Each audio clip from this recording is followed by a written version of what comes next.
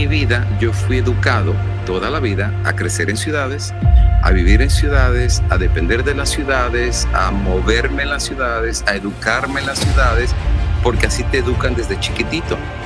No importa la profesión que tengas, tienes que tener una licencia, eso es jesuita. Tienes que tener un jefe, eso es jesuita. Tienes que tener un supervisor. No importa el trabajo que tengas, hasta los doctores. No crean que los doctores solo hablan por hablar, les pueden quitar la licencia. Un abogado, si tú hablas, te quitan tu licencia de la barra a la que tú pertenezcas. Y de los pastores, pues ni hablemos. Es exactamente el mismo concepto. Te dan una licencia y así como te la dieron, también te la pueden quitar. Dice, de que viene un nuevo orden mundial, viene. Dice, lo único que no sabemos es si va a venir a la buena o a la mala. O sea, no son la banca Rothschild, no son los Rockefeller, o sea, no son los que tú piensas que, dices, son los jesuitas. Ellos son los que los dirigen a ellos, los sistemas educativos, los sistemas de comunicación, llámese BlackRock y todas estas mega instituciones. Ya saben, el mundo ahorita, poquitos son los que tienen el dinero hasta de países enteros. No se presentan visiblemente, pero utilizan puppets, el poder que esta institución en 500 años ha agarrado, pero ellos tienen un amo a quien servir. Los jesuitas no solamente fueron para destruir todo lo que la Reforma hizo, era también para someter a las religiones no cristianas. Y ahí es donde muchos perdemos la óptica. O sea, también la pedrada iba con los musulmanes, con los hinduistas, con los shintoístas, con los taoístas. Es lo que le llaman los acuerdos de Abraham, los tratos abrámicos. Están tratando de hacer una religión global.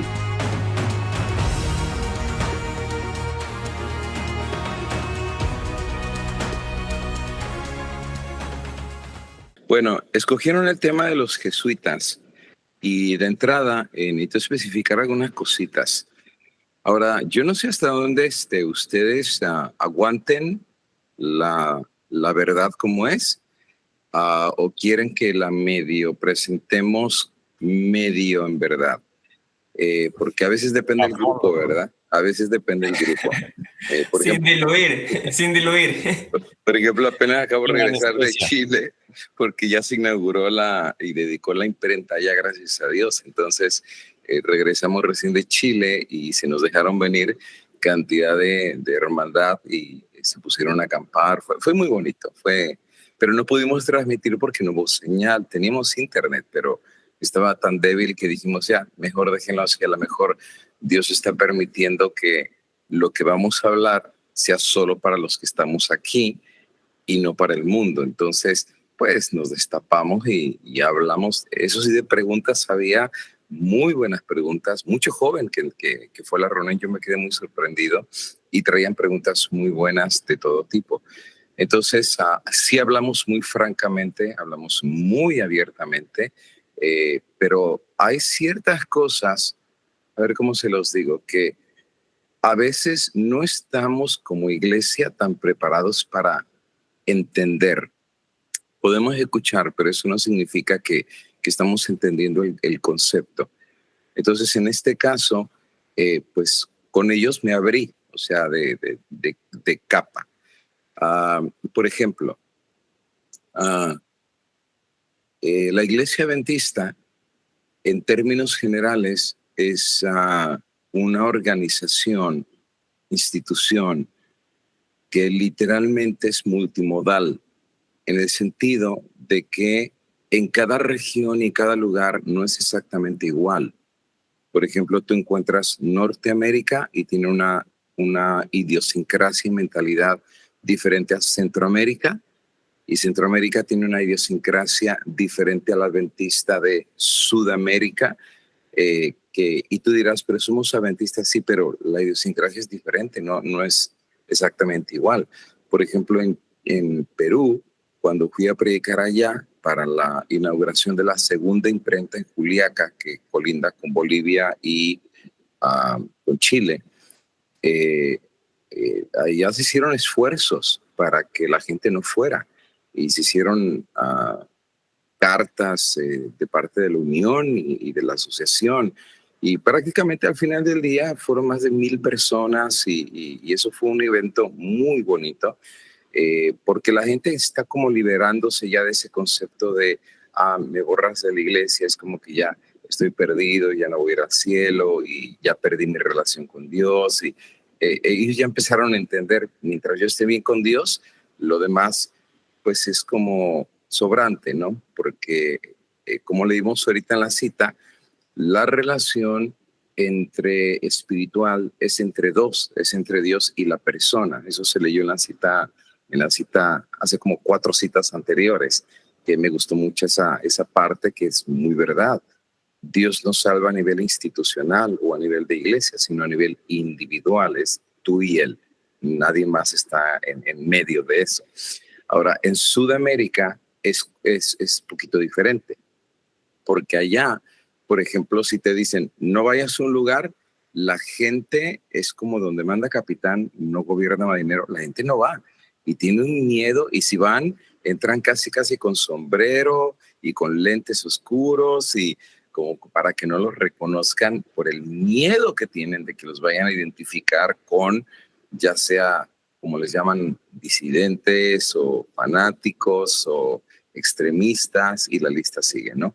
Bueno, ¿por qué es importante entender esto?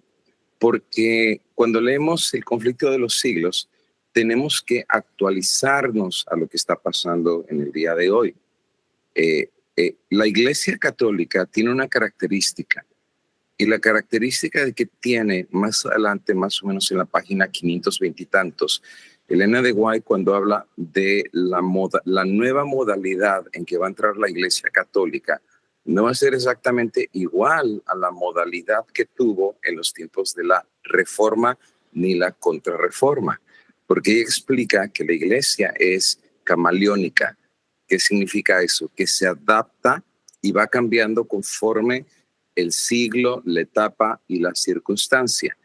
Entonces, yo no puedo esperar que en la recta final actúe exactamente como actuó en los tiempos de Íñigo López, que así se llamaba Ignacio de Loyola. Su nombre era Íñigo López. Ya después se cambió el nombre a Ignacio de Loyola en la conversión que tuvo en la cueva, donde supuestamente vio visiones, los ejercicios espirituales y todo eso. Entonces sale como un hombre transformado, como Pablo después de los 3 días, ¿no? Y comienza a ser el campeón, como dice Elena de White, de lo que sería conocido después como la Contrarreforma, que significa que la Iglesia Católica define que la reforma no es válida y que los puntos de Lutero tampoco eran válidos. Por eso se llamaba la Contrarreforma, y era un ataque de frente. Y nace el Concilio de Trento en el año 1540. Ahora sí sacan fechas. Lutero clava las tesis en 1517, y recién en 1540 se cita al Concilio de Trento. Y en el Concilio de Trento se oficializa la Contrarreforma con 3 puntos de partida. ¿Y cuáles eran los 3 puntos de partida? Número 1, Lutero está equivocado. En temas de políticas, uno no puede encontrar nada. Yo el día de ayer estaba tratando de llenarme de información para poder llevar a esta conversación. Pero si uno pone la palabra el padre Sousa, que es el líder de los jesuitas actualmente, uno no encuentra nada. Solamente encuentra en las noticias de que habló cuando se murió el Papa Francisco, que fue un gran hombre, y silencio total. Silencio total. Pone uno de los jesuitas, el colegio tal, la universidad tal, y silencio total. Pero dice aquí el espíritu de profecía que ellos están dirigiendo la política. Pero, ¿qué es lo que no nos están diciendo? ¿Qué es esa información? Porque vemos bastante guerra, agitación. Usted tuvo un tema ayer acerca de Irán, y aparentemente uno ve como que los jesuitas están dormidos. Pero sabemos que no tiene que ser así, porque el espíritu de profecía dice lo contrario. ¿Qué nos podría decir? No sé si Meli querías añadir algo más. Sí, quería mencionar que hablando de política, aunque si bien es cierto, estas son leyes religiosas, pero igual está mezclado en la política. Por ejemplo, uno de los impulsadores, o que le llaman el señor del domingo, Jonathan Berry, ministro de Trabajo de los Estados Unidos, cuando uno ve las entrevistas que él tiene a favor de las leyes dominicales, finalmente hablan de grupos que no observan el día domingo, sino por ejemplo el día sábado. Una frase interesante que los que son más conservadores de estos partidos dicen, bueno, al final es necesario que la minoría se sacrifique por un bien común. Entonces eso me lleva de una a pensar, por ejemplo, en el juicio de Jesús, cuando decían, bueno, es mejor que un hombre muera que toda una nación perezca.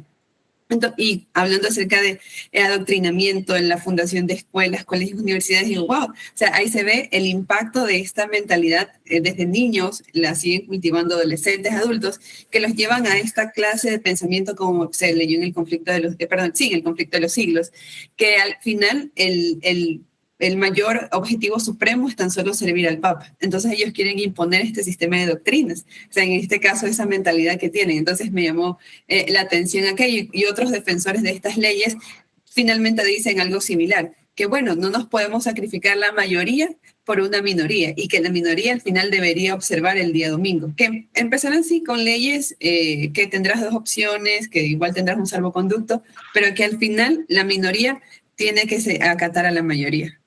Sí, por ejemplo, en la temática que presentamos el día de ayer, claro, dijimos cosas que ya después de reflexión son riesgosas de decir. Por ejemplo, nos pasó algo muy curioso el día de ayer. La camarita que tenemos cambiaba de color constantemente. Como dando la impresión, se ponía verde, después roja y después azul y nunca nos había pasado eso, se cortaba mucho la señal, porque hay ciertas palabras que tú dices y es como un red flag, por así decir, que de cosas que estás diciendo, pero no dijimos todo. Por ejemplo, ayer hablamos del Mossad, que la gente ni siquiera sabe qué es eso, que es el equivalente a la CIA. Y todo el mundo sabe que la CIA y el Mossad son los departamentos más grandes que pueden existir de espionaje a nivel global, que los teléfonos iPhones y los Androids, los aplicaciones que tú bajas ya trae incluido un programa espía en tu teléfono. A menos que tú le quites lo del micrófono o la cuestión de la cámara, ellos tienen acceso a tu micrófono, tienen acceso a tu cámara. Por eso se ha sabido casos como Angela Merkel en Alemania, que la estaban grabando y sabían todas las conversaciones que ellas tenían. O sea, ellos tienen una base de datos de información de la vida de cada persona. Es lo que decía Malachi Martin en Las llaves de esta sangre. Dice, las estructuras que vienen bajo el nuevo orden mundial.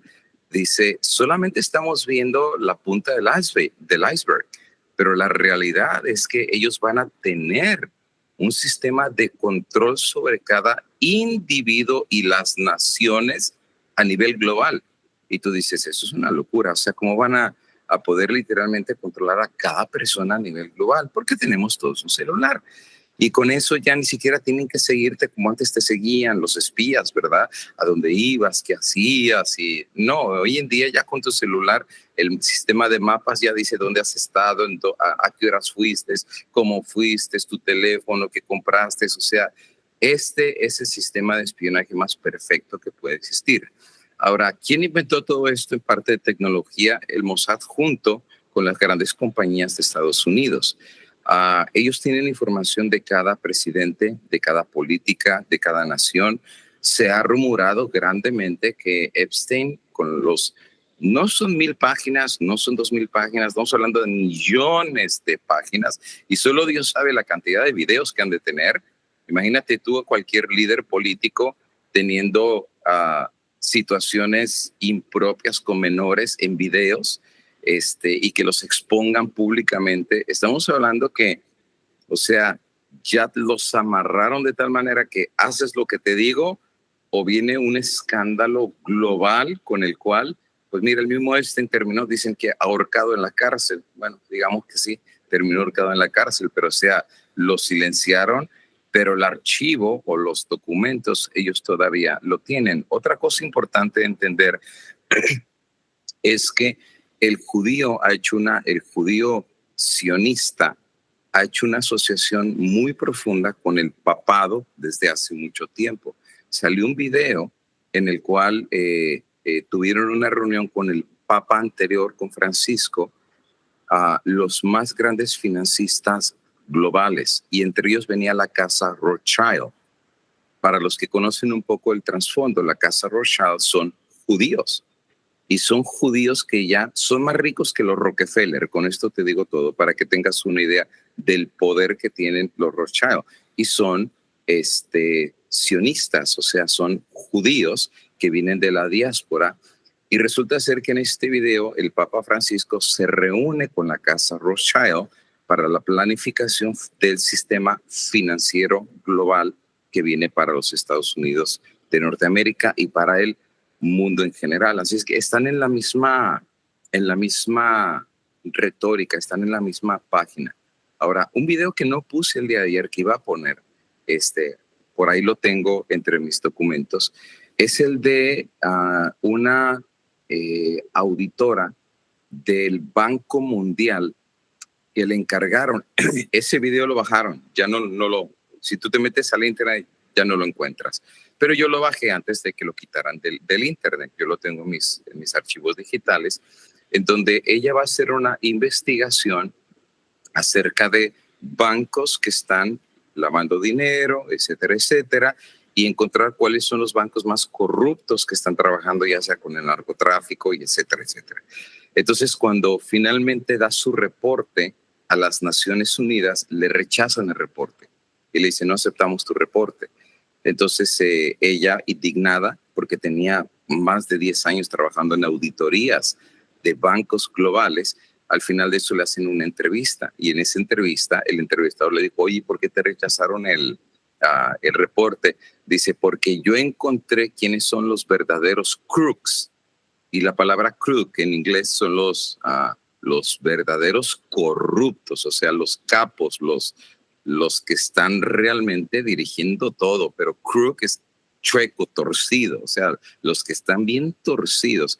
Dice, no son la banca Rothschild, no son los Rockefeller, o sea, no son los que tú piensas que, dice, son los jesuitas, ellos son los que los dirigen a ellos. Dice, los que dan la cara son ellos. Dice, pero los que están atrás de ellos son los jesuitas, esos son los verdaderos crooks que están dirigiendo literalmente las instituciones financieras, los sistemas educativos, los sistemas de comunicación, llámese BlackRock y todas estas mega instituciones. Ya saben, el mundo ahorita, poquitos son los que tienen el dinero hasta de países enteros. Dice, los jesuitas son los que están dirigiendo todo eso.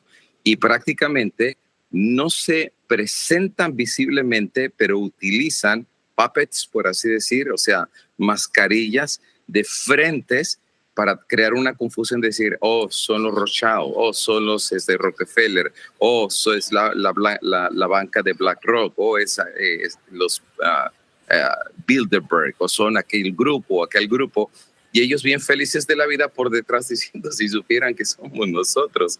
Pero al final del día, todo el mundo sabe el poder que esta institución en 500 años ha agarrado, pero ellos tienen un amo a quien servir.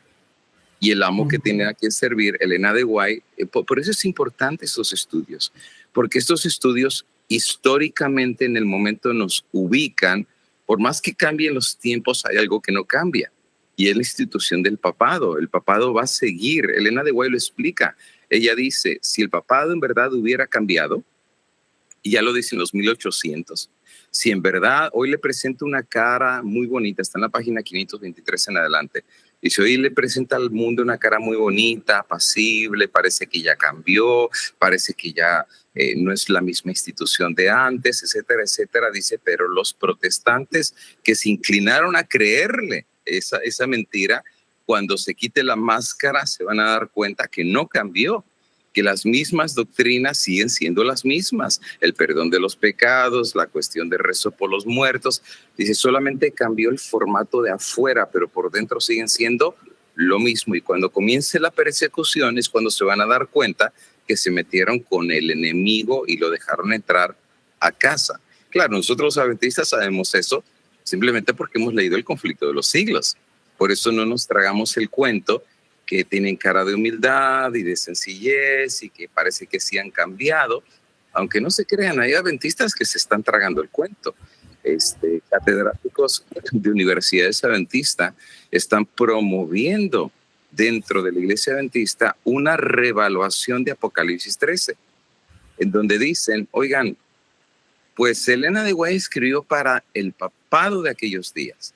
Dice, pero el papado de hoy en día ya no es exactamente el mismo. ¿No será que deberíamos reevaluar nuestras interpretaciones de Apocalipsis 13? Increíble. Profesores de teología. Y uno se rasca la cabeza y uno dice, ¿no has leído El conflicto de los siglos?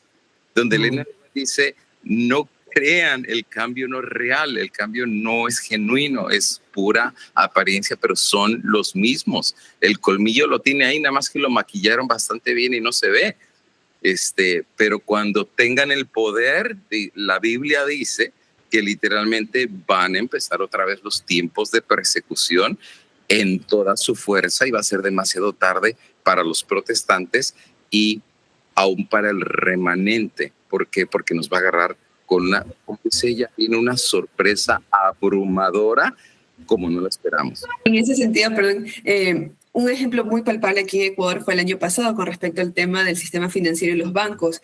El gerente de cierto banco aquí en Ecuador, solo para no dar el nombre, pero es de logo amarillo, que es es un banco muy prominente aquí en Ecuador, filtraron un tipo de declaración que después dijeron no, realmente se malinterpretó acerca de que no habían fondos y posiblemente podía quebrar. Esa declaración fue en la mañana. En la tarde, todas las personas salieron incluso ante sus trabajos desesperados para poder sacar el dinero del banco. La banca móvil se cayó, no podía usted hacer transferencia, no podía retirar el dinero y estaban todos aglomerados en los bancos de ese banco tratando de sacar el dinero. Al punto que las sucursales se quedaron sin fondos y decían, no puedo seguir dando dinero. Y decían, pero si es mi dinero. Y dice, sí, pero no le puedo seguir dando el dinero y solo le puedo dar, indistintamente de la cantidad que usted tenga, le puedo dar solo $100, indistintamente de la cantidad que usted haya puesto, porque nos estamos quedando sin fondos. Y un día pasó todo esto de aquí. Y bueno, habían ladrones muy cerca de las agencias que incluso robaban a las personas que iban sacando su dinero.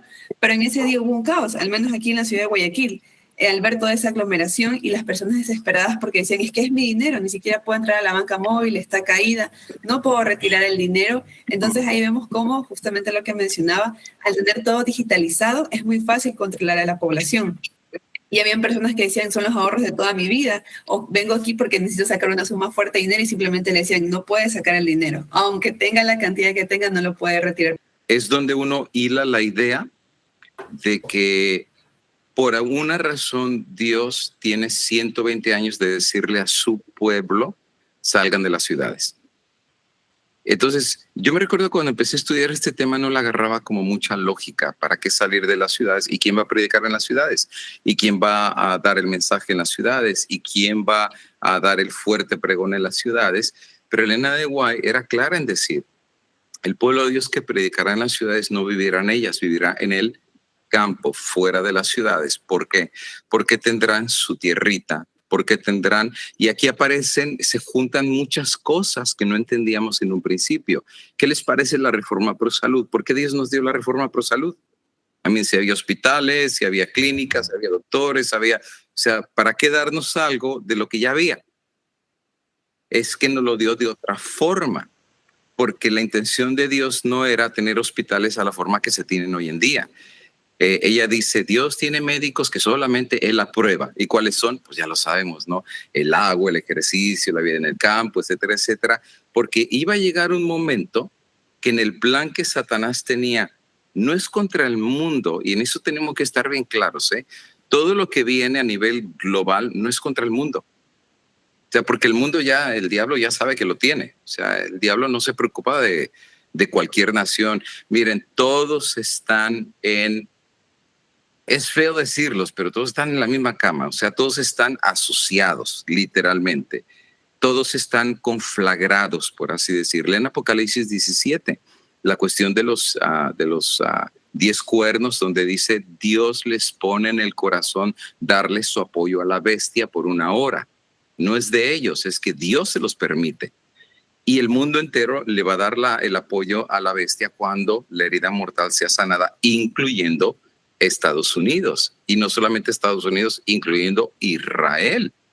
Por eso cuando yo miro lo de Israel y me meto a estudiar acerca de dónde nace, quiénes son los que promueven la creación del Estado de Israel, quiénes son los que lo traen delante de las Naciones Unidas, cómo pasó la idea de que un países árabes votaran a favor de sí, hagamos 2 estados, el Estado palestino y el Estado de Israel.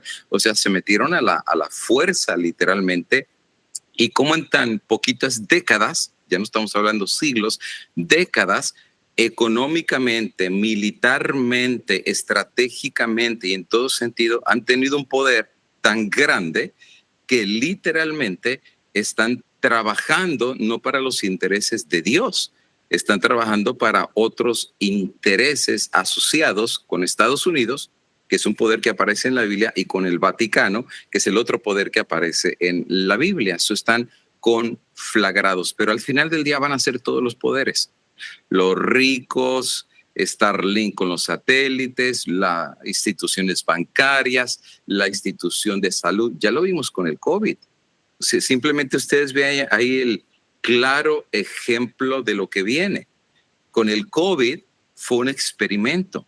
Eso ya lo sabemos. Cuando hacemos una reflexión hacia atrás, fue un experimento global. Se decía que era de un pandolín, se decía que era de sopa de murciélago y de toda esa clase de cosas. No, hoy en día sabemos que lo hicieron de un laboratorio, eso ya lo sabemos, y que Fauci hasta se desapareció. Que las grandes farmacéuticas que hicieron las vacunas, ¿dónde está Moderna? ¿Ya la cerraron? Ya se fue a la bancarrota y la cerraron. ¿Dónde está AstraZeneca? Ya la cerraron. Y todos los archivos de qué tenían las vacunas, solo Dios sabe qué tenían. Y el que se puso eso, pues solo Dios sabe qué se puso.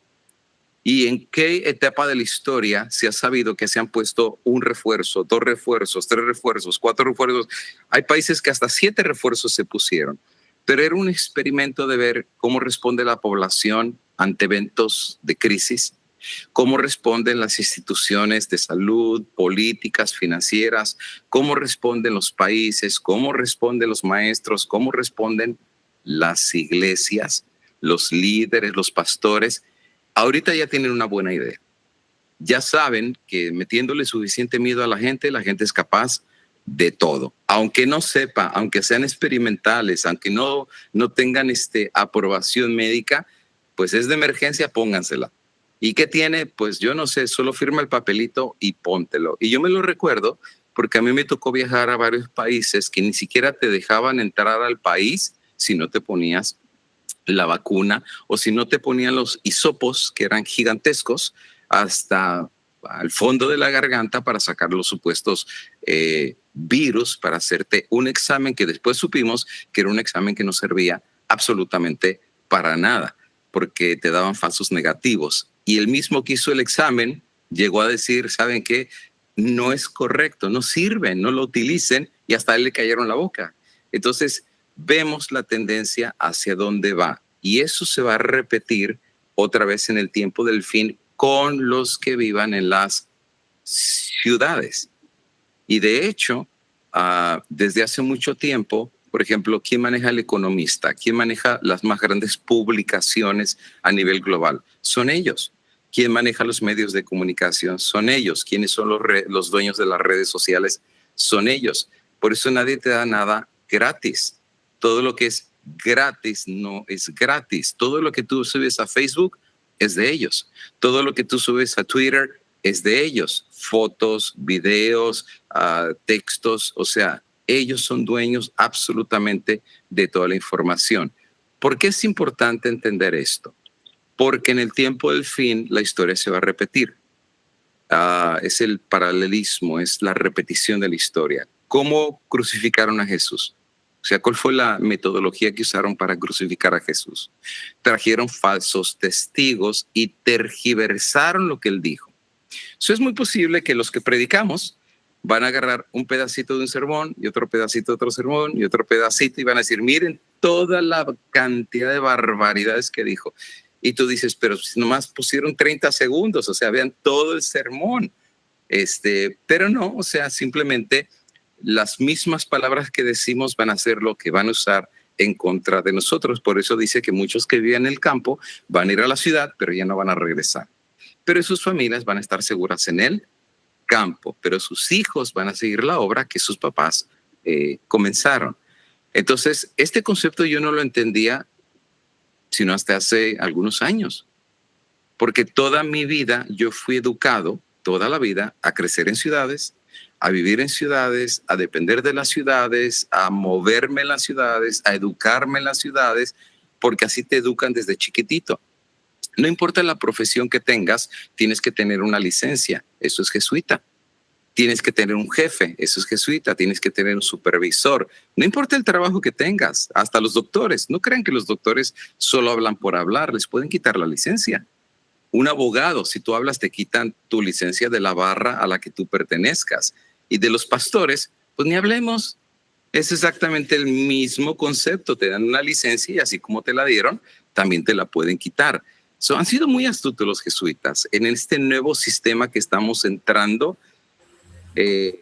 Lo decía el presidente Roosevelt en aquellos años. Dice, de que viene un nuevo orden mundial, viene. Dice, lo único que no sabemos es si va a venir a la buena o a la mala. O sea, si lo vamos a poner a la fuerza o si lo vamos a poner por voluntad propia. Es lo que él no sabía en aquel entonces. Hoy en día sabemos que la gente voluntariamente lo está haciendo, literalmente. Producto que Satanás les da, las series se las ven desde el principio hasta el final. Películas que salen, la gente se las ve de arriba para abajo. La vida espiritual ha ido matando desde hace mucho tiempo por vivir en las ciudades. Después nos decimos, ¿por qué los jóvenes ya no quieren venir a la iglesia? ¿Por qué los jóvenes andan tan mal? ¿Por qué los jóvenes espiritualmente están mal? Porque hemos desatendido la palabra profética. Elena de White dice, saquen a sus hijos de las ciudades, porque se van a contaminar, porque vivir hoy en las ciudades ya no es bueno. Pero en el campo aprenden del segundo libro de Dios, que es la naturaleza. Ahora, tenemos años de estar en el campo y ha sido literalmente como un parto. Les puedo decir, vivir en el campo no es cosa fácil. Es literalmente vivir entre víboras, vivir entre serpientes, vivir entre alacranes, vivir entre toda clase de cosas que en la ciudad no lo ves. Estamos hablando que es el hombre contra la naturaleza, por así decir, ¿no? Y especialmente cuando tú llegas a un lugar que es completamente desconocido, que encuentras avispas gigantescas, encuentras toda clase de animales que no tienes la más mínima idea cómo confrontar. Pero, ¿sabes? Con el paso del tiempo, te vas adaptando a vivir en el campo, te vas adaptando a vivir en la naturaleza, aprendes lo que es la siembra, aprendes lo que es el pH de la tierra, aprendes lo que es el cultivo de la tierra, aprendes lo que es la semilla que es orgánica y no la inorgánica, aprendes plantas curativas que antes en la ciudad no tenías la más mínima idea porque te enfermabas y te daban antibióticos, acitromicina, y toda clase de medicina que en vez de hacerte bien hasta terminaba haciéndote mal. Pero ahora aprendes a aprender de la equinacia, aprendes de lo que es la cuestión del golden seal, no sé cómo se traduce en español, que es fuertísimo. Tú te pones unas gotitas en la garganta y te mata todo, literalmente bacterias y microbios. De hecho, no hay país al que no salga sin que yo me lleve una formulita que me hicieron que tiene todo esto. Y yo antes de entrar a predicar o saludar a los hermanos me pongo 3, 4 que no puedo ni respirar y hasta se me voltean los ojos, que es muy fuerte, pero por la gracia de Dios no te enfermas. O sea, porque Dios ha hecho cosas muy potentes en la naturaleza. Hay plantas que son muy buenas, hay plantas que son extremadamente curativas y que el pueblo de Dios ni la sabemos. O sea, no tenemos ni la más mínima idea. Cuando no te atiendan en el hospital, tú tienes tu hospital en el campo. Cuando no tengas trabajo y no tengas para comer, pues tú tienes tus árboles en el campo y tú tienes tu comida. Por eso Elena de White dice, Dios está intentando que su pueblo regrese a la dieta original. ¿Y cuál es la dieta original? Pues no Burger King, no Kentucky Fried Chicken, no McDonald's. O sea, lo que la tierra produce es lo que tú te comes y vives en un ambiente completamente diferente al de las ciudades. Tu carácter cambia, porque ahora ves las obras de Dios y no las obras del hombre, no ves la nueva computadora, ves cómo Dios hace crecer las flores. Miren, cayeron en Texas 2 lluvias, con 2 lluvias que cayeron, todo se puso verde. los iones de la naturaleza. Es algo increíble ver cómo Dios en la naturaleza obra de una forma increíble. Y hace 2 días me recuerdo que estaba con mi esposa y cayó un trueno que hasta la tierra tembló. Y uno dice, wow, la imponencia del poder de Dios. Y le decía a mi esposa así como de juego, así suenan las bombas allá por Irán y por aquellos lugares. Oye, imagínate una persona. Pero ¿quién son los que están batallando? Los que viven en las ciudades. Son los que están queriendo salir hasta de Dubái. ¿Y de qué les sirvieron sus carros de oro? Y sus mansiones allá de hoteles de 7 estrellas. Mira, lo que quieren es agarrar el avión y salir huyendo lo más rápido posible. Pero los que viven en el campo, pues o sea, que le batalla, ¿no? Porque las bombas están tirándoselas no al árbol o al pino que está en el campo. Las bombas se las están tirando a las ciudades. Y eso es lógico. Es súper lógico, porque vendrían los juicios de Dios. Y no siempre los juicios de Dios se manifiestan que Dios va a meter la mano. Dios va a permitir que ellos mismos, con lo que ellos están haciendo a través de plagas, de pestes, de pandemias, de guerras y colapsos económicos, ellos ya tienen una planificación en donde van a estrangular a todos los habitantes que vivan en la ciudad. Por eso, si ustedes se fijan en la Agenda 2030, una de las cosas que están tratando de cambiar, pero gracias a Dios no lo han logrado todavía, lo de la banca ya lo tienen cocinado. Eso ya no hay vuelta atrás. El dinero digital viene porque viene, eso ya ni tú, ni yo, ni nadie lo va a cambiar. Eso ya está. El ecumenismo ya también ya lo cocinaron. La rana ya la cocinaron hace rato. Todas las iglesias evangélicas hicieron pactos ecuménicos. Y yo tengo todos los documentos. La iglesia metodista, la iglesia luterana, la iglesia anglicana, todas las iglesias, incluso la adventista, se ha dado sus vueltas al Vaticano y ha hecho diálogos ecuménicos con el Vaticano. O sea, no hemos sido exentos. Y no me sorprende porque pues, es la iglesia que predica más la profecía contra el papado. Pues obviamente los ojos del papado iban a estar en la iglesia adventista. Eso era muy normal que obviamente tuvieran los ojos sobre nosotros. Hoy en día ya lo sabemos. Hay la CETAI, es un organismo controlado por la Iglesia Católica y que da acreditación a las maestrías y doctorados de los que nos están dando clases a nuestros pastores de nuestras iglesias. O sea, ya eso ya no es algo de... Ya tienen años haciéndolo. De hecho, a mí me quedé muy sorprendido donde yo estudié en Montemorelos, allá en México. Hay un sacerdote jesuita sentado atrás revisando las clases que le están dando a nuestros teólogos.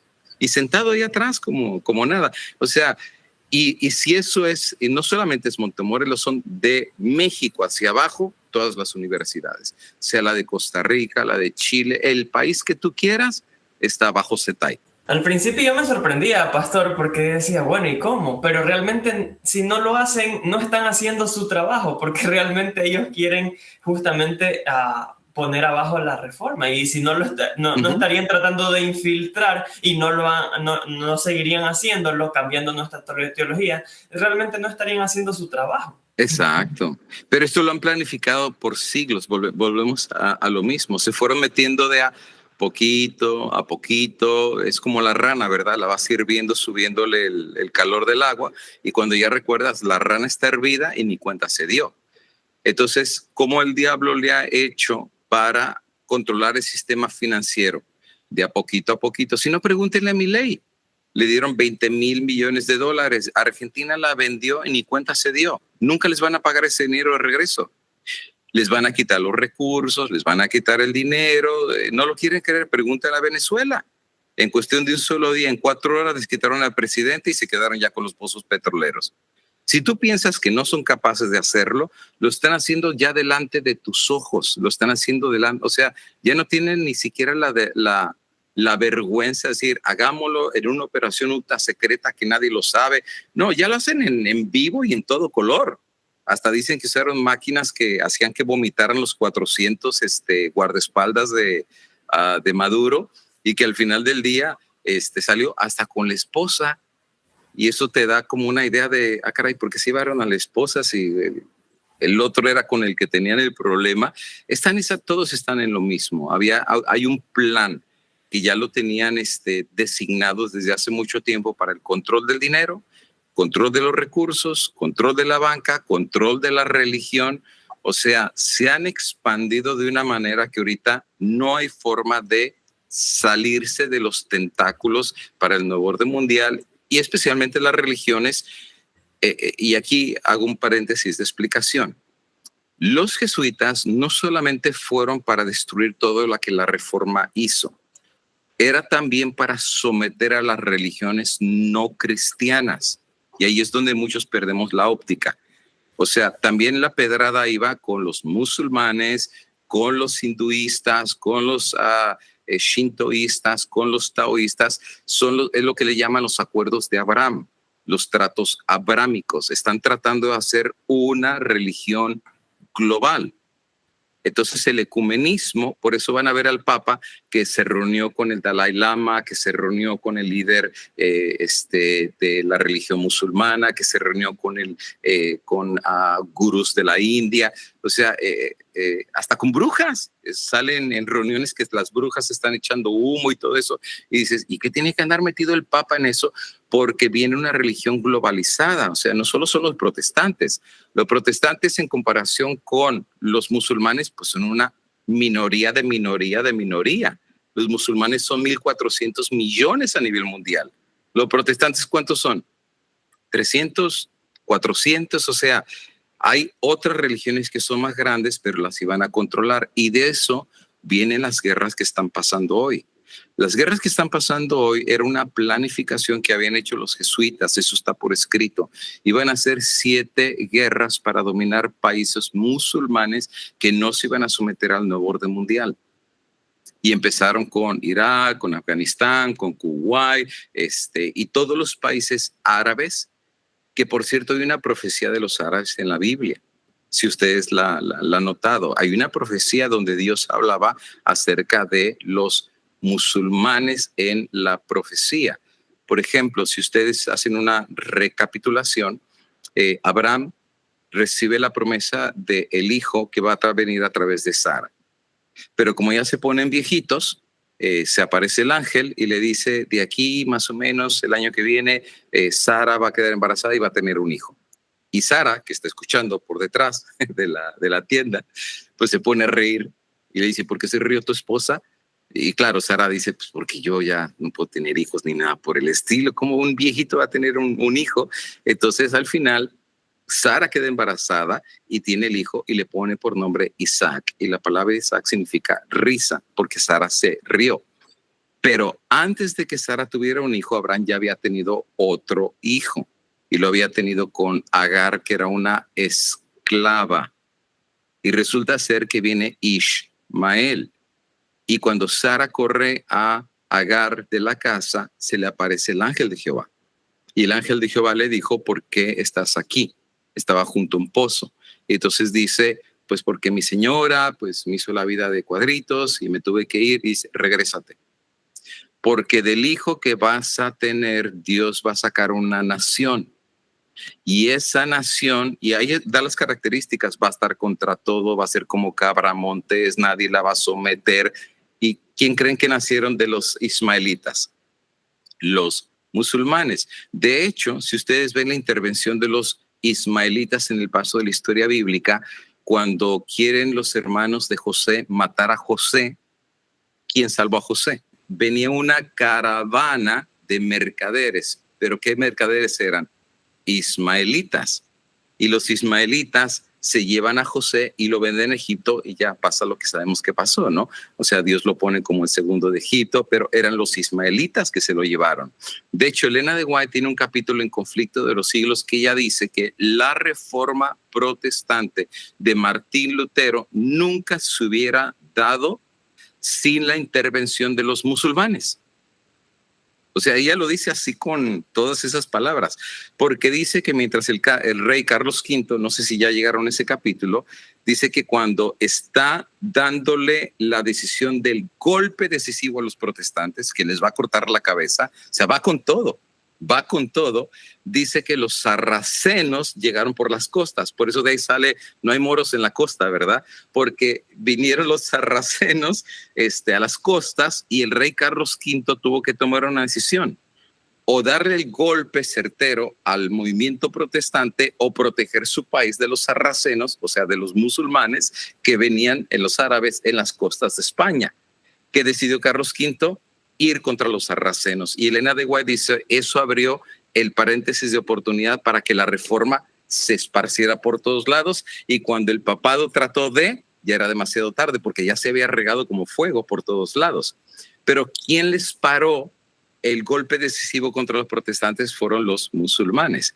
Ahora, siempre ha sido para el papado los musulmanes una piedra en el zapato. ¿Recuerdan ustedes las guerras que hacían contra los musulmanes para recuperar las tierras santas? Hicieron la primera guerra santa, la segunda guerra santa, la tercera guerra santa, y venían ejércitos de toda Europa. Nunca pudieron con ellos, porque la Biblia decía que iba a ser un pueblo indomable, y no lo han podido domar. Miren ahorita tirándole misiles y la gente marchando en las calles y el dron cayendo y los misiles cayendo y la gente cantando. En vez de salir corriendo y refugiarse, no, la gente, o sea, es gente de armas tomar.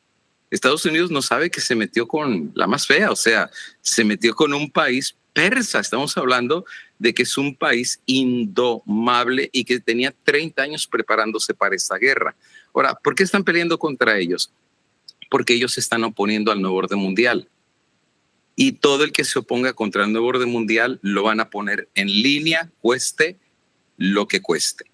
Ahora, creo personalmente que Dios nos está dando como oportunidad, yo no sé ya cuántas oportunidades nos ha dado al pueblo de Dios, a finalmente salir de las ciudades. Yo creo que con la pandemia deberíamos haber entendido la lección. No es sano vivir en las ciudades.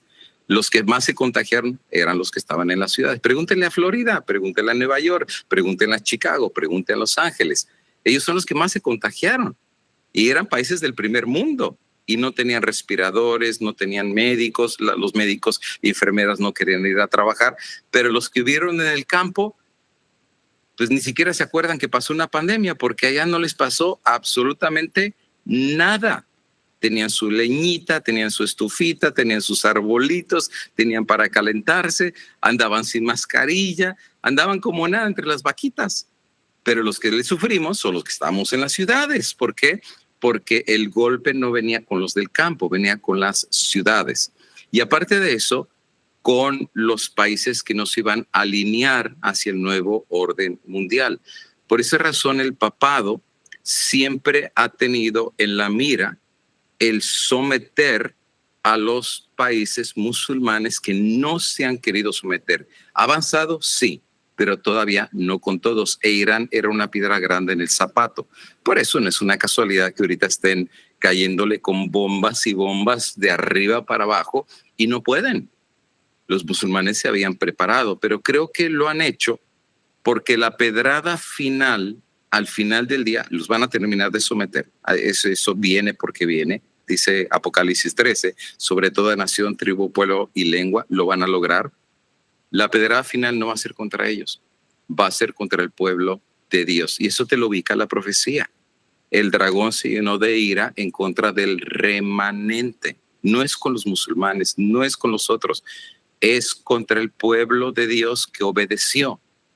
Los que sí salieron al campo, los que se prepararon, los que se humillaron, los que fueron educados en escuela de Cristo, los que enseñaron a sus hijos a vivir en convivencia con el campo, con la naturaleza, que se curaron, que aprendieron a comer sanamente, etcétera, etcétera. Ese va a ser el problema del enemigo. ¿Por qué? No es porque vivieron en el campo, o sea, no es porque comieron crudo o porque comieron calabazas y lo que daba la tierra. Es porque la gente que obedeció a Dios tiene la gran posibilidad de recibir la lluvia tardía. Y aquí viene el punto central, y el diablo lo sabe, el papado lo sabe. Con nosotros solos puede. Nos mete tentaciones y nos hace caer.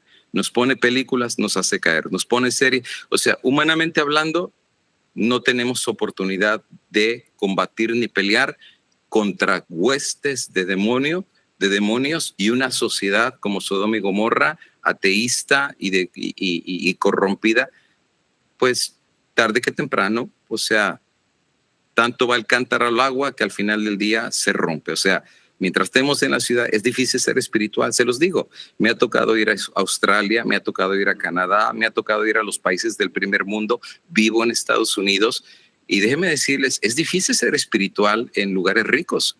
Es difícil buscar a Dios donde hay comodidad, donde hay lujo, donde hay carros del año, donde hay el teléfono último que te lo dan gratis. Es difícil. ¿Saben cuáles son los países que más buscan de Dios? Los que más sufren, que no hay dinero, no hay ni para comer, son los que más buscan de Dios. Ahora, cuando una persona está conectada y consagrada a Dios, puede recibir el Espíritu Santo. ¿Qué significa eso? Se llama la lluvia tardía. ¿Qué significa que recibirá la lluvia tardía? Que el diablo le tiene miedo, no a la persona sin Dios, pero a la persona con Dios. Porque a nosotros sí nos puede vencer, pero a Dios no lo puede vencer. Por eso Elena de White dice que los que reciban el sello de Dios serán invencibles. Y yo cuando escucho esa palabra hasta se me enchina la piel, invencibles. O sea, por eso ella dice, lo que pasó con los apóstoles es un pálido reflejo de lo que viene en la lluvia tardía.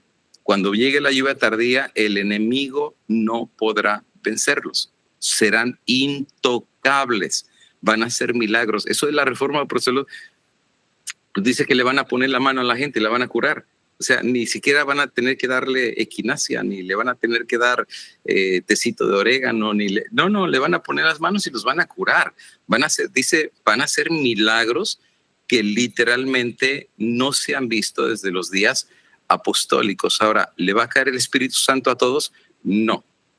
A los que se consagraron a Dios, a los que buscaron a Dios, a los que fueron leales y obedientes a Dios. Pero mientras estemos en las ciudades, el diablo, que es muy astuto, tiene muchos atractivos. Y a nuestros jóvenes, lamentablemente, nos los ha agarrado. Y a los jóvenes les gusta la ciudad. Si tú le dices a un joven, vamos al campo, el joven no te quiere seguir. Porque el joven dice, ¿y en el campo hay Facebook? No, pues no hay ni señal. ¿Y en el campo hay Kentucky Fried Chicken? No, pues, o sea, hay puros árboles. Y en el campo en el campo no hay literalmente lo que tenemos en la ciudad. Entonces, la ciudad ha ganado el corazón de nuestros hijos. Ahora, ¿está planificado esto? Absolutamente sí. ¿Cuánto se gasta para hacer una película en Hollywood? Hay presupuestos de hasta $300 millones. ¿Cuánto gastamos en la iglesia para hacer programación espiritual profunda para nuestros jóvenes? Nada. Son campamentos que les hacemos de conquistadores y esto y lo otro, pero, o sea, los jóvenes dicen, yo ya no quiero ir a la iglesia porque es muy aburrida. O sea, el corazón ya se les fue ganando de a poco a poco. Han sido astutos. Eso sí les puedo decir acerca del papado y los jesuitas. Han sido no solamente astutos, sino bien trabajadores. No son incansables en su esfuerzo. Eso sí se los puedo decir. Son incansables. Es la cita que leyeron ustedes hace rato. O sea, así como los siervos de Dios estaban dispuestos a dar la vida, ellos duplicaron ese mismo sistema. Ellos son capaces de ser, como decía Ignacio de Loyola, el que no se somete a la orden como el bastón en la mano de un anciano, como un cadáver que no tiene pensamiento propio y que se somete hasta dar la vida, no califica para estar en la orden. Y hasta hacen un juramento, ustedes ya lo habrán leído, que hasta uno lo pone a temblar. De eso son capaces los jesuitas, o sea, no están jugando. Ellos van al todo por el todo y lamentablemente nosotros no hemos entendido eso, no hemos entendido que literalmente ellos no van a desistir de su planificación porque hay un contexto teológico, igual que con los judíos sionistas. Dicen, esa tierra es nuestra y la vamos a agarrar por la buena y por la mala. ¿Cuál es el contexto teológico de los jesuitas? Que el Papa es el representante de Dios en la tierra. por eso tiene la tiara. Y que al final del día, quien va a gobernar el mundo no es Estados Unidos, no es Europa, no es Australia, no es Centroamérica, es el papado.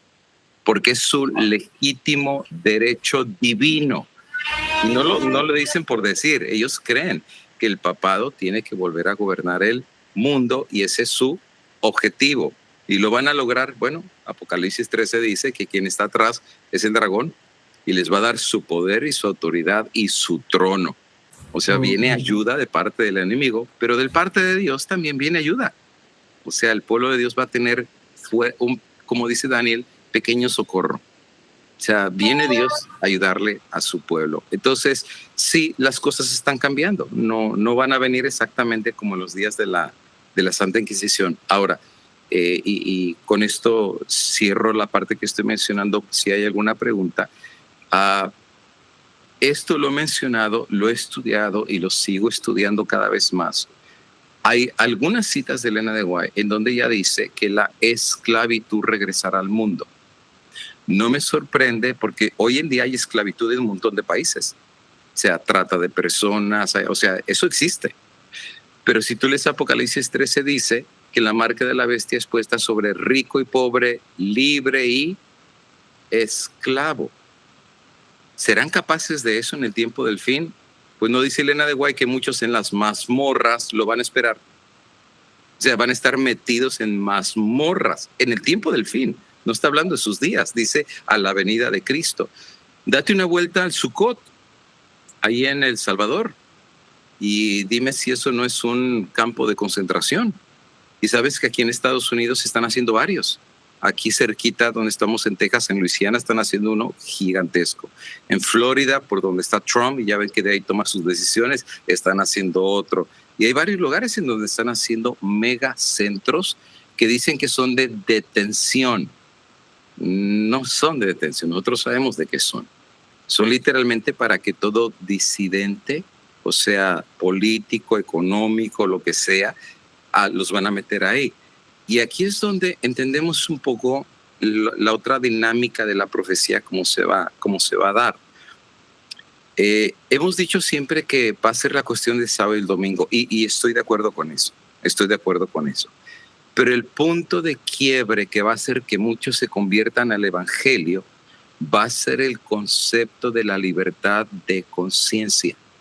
La libertad de conciencia. Que, por ejemplo, va a haber jueces, magistrados, abogados que van a decir, bueno, pues yo no creo lo que ellos creen, están medio locos, yo siempre he guardado el domingo, pero creo que tienen derecho a pensar lo que ellos tienen que pensar, son libres de pensamiento, o sea, y yo estoy a favor de eso, su libertad de expresión. Ahí es donde Dios los va a agarrar, ahí es donde Dios va a decirles, pues bueno, así como yo les di ese derecho, no lo tienen por ser bonitos o porque son de este país, es porque yo los crié.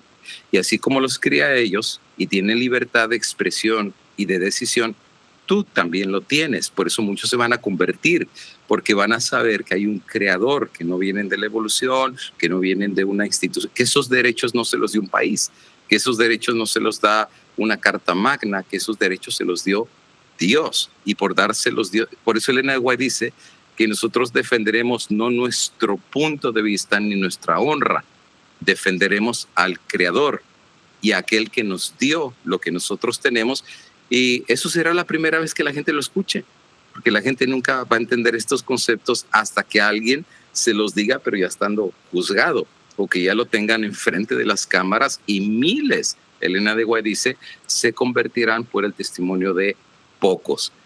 A esos pocos el diablo les tiene miedo si están llenos del Espíritu Santo. Si no, pregúntenle a Pedro. La sombra de Pedro curaba a la gente. A Pedro le iban a cortar la cabeza y un ángel lo sacó y ni lo vieron. O sea, lo hizo invisible. Ni siquiera lo pudieron ver. O sea, cuando venga el Espíritu Santo, y eso también nos pone en una pregunta retórica dura a la iglesia. La iglesia adventista hace rato hemos estado orando por la lluvia tardía. Yo me recuerdo desde que era chiquito, oremos por el Espíritu Santo, oremos por la lluvia tardía, oremos por la lluvia tardía. Ok, pregunta. Si yo tengo que pedir que venga la lluvia tardía, quiere decir que no ha venido. O sea, porque si ya hubiera venido, ¿para qué sigo pidiendo que venga si ya llegó? Entonces quiere decir que no ha venido. Y si no ha venido, entonces la pregunta que deberíamos de hacernos es, si no ha venido a dirigir a su pueblo y estar sobre su pueblo, ¿quién está dirigiendo al pueblo? O sea, si no ha venido el Espíritu Santo, ¿quién está dirigiendo al pueblo? Y si sacamos la conclusión que de repente no ha venido el Espíritu Santo y lo necesitamos con urgencia, según la Biblia, el Espíritu de profecía, las cosas que están pasando no son coincidencia. El diablo ha hecho su obra dentro, no solo de la iglesia adventista, sino de todas las demás iglesias. Pero, regreso a lo mismo, hay un pueblo que Dios tenía y va a tener preparado en el tiempo del fin. La Biblia le llama a los 144,000. Y estos 144,000 van a ser con el carácter de Dios, las características de Dios. Y siempre, cada país que voy, siempre me hacen la misma pregunta. Literales o simbólicos, literales o simbólicos. Digo, miren hermanos, la respuesta de Elena de hoy fue muy simple. Si son o no, lo sabremos dentro de poco. ¿Por qué? Porque cuando venga la prueba se va a saber quién es quién. Y si más bien esforcémonos por reflejar el carácter de los 144,000. Y si tú eres de los 144,000, lo vas a saber. ¿Y cómo lo vas a saber? Porque te va a caer el Espíritu Santo. Y tú vas a conocer el poder de Dios. Pablo le llama el dínamo, el poder movedor de Dios. Tú lo vas a sentir, o sea, vas a hacer cosas por el poder de Dios que nunca pensaste que podías llegar a hacer. Y muchos jóvenes, eso a mí me anima, van a recibir la lluvia tardía. Eso lo dice el libro de Joel 2:38. Los jóvenes profetizarán y los viejos tendrán sueños y los jóvenes tendrán visiones. ¿Qué significa visiones? ¿Saben cómo se le llamaban a los profetas en el Antiguo Testamento? Videntes. Porque veían cosas.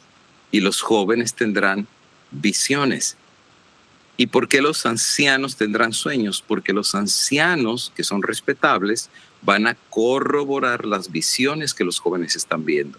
Van a decir, eso es de Dios. Eso es igual que Elí con Samuel, ¿verdad? Elí reconoció quien está hablándole al pequeño Samuel no es su conciencia, es Dios mismo.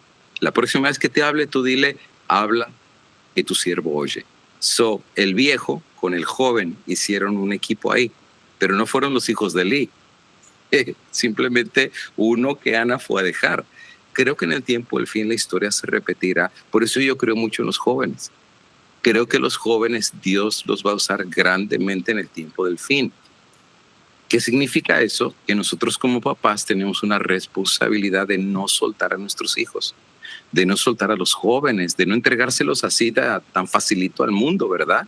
Contrólales el teléfono, contrólales qué están viendo, contrólale qué lugares están yendo, porque una vez que tengan ya cierta edad, ya literalmente eso se acabó. O sea, mira, hoy en día ya los jovencitos maduran tan rápido que a los 12 años ya parecen adultos.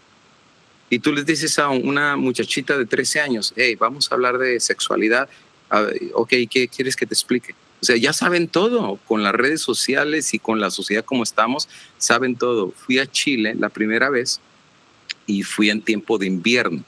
Entonces estaba haciendo bastante frío. Y me llevé un abrigo y me prestaron un suéter y yo estaba congelándome porque era bastante frío en aquel entonces. Entonces, pues todo se me hizo normal, ¿no? Ahora que regreso, voy en primavera y estaba con un calor terrible. Entonces, como cancelaron los vuelos por la guerra y todo eso, pues entonces el avión llega de Concepción a Santiago y de Santiago voy para el centro porque voy a comer a un restaurante porque o sea, todo el mundo estábamos metidos en el hotel, no nos dejaban salir. Y hermanitos, la verdad que para estar en el centro de Santiago te tienes casi que cerrar los ojos porque las mujeres vestidas de una forma que literalmente enseñaban todo. Y yo me recuerdo que le decía a una hermanita de la iglesia, oye hermana, la primera vez que yo vine acá a Chile no vi esto. Dice, pero ahora mire usted cómo está la cosa.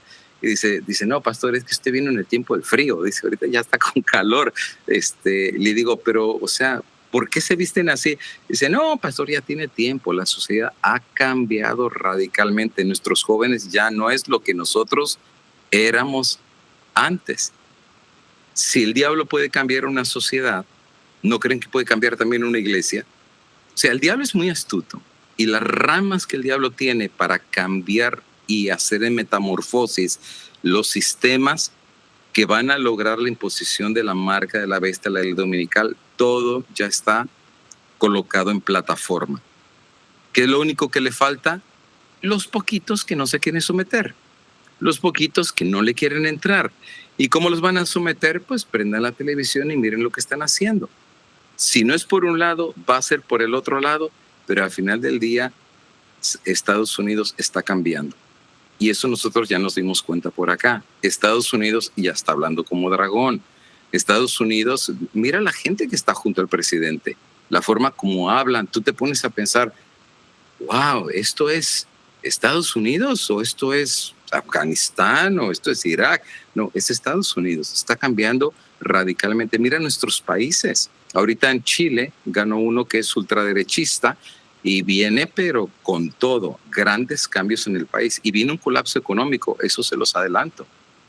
Viene un apagón a nivel global. ¿Qué pensarías tú si se apagan todos los sistemas computativos a nivel global por un apagón de, no sé, que una inteligencia artificial metió las manos ahí y se salió de control y apagó todo y lo reseteó?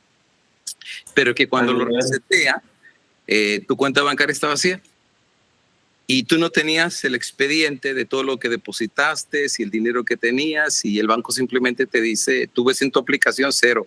Te dices, no, yo tenía $25,000.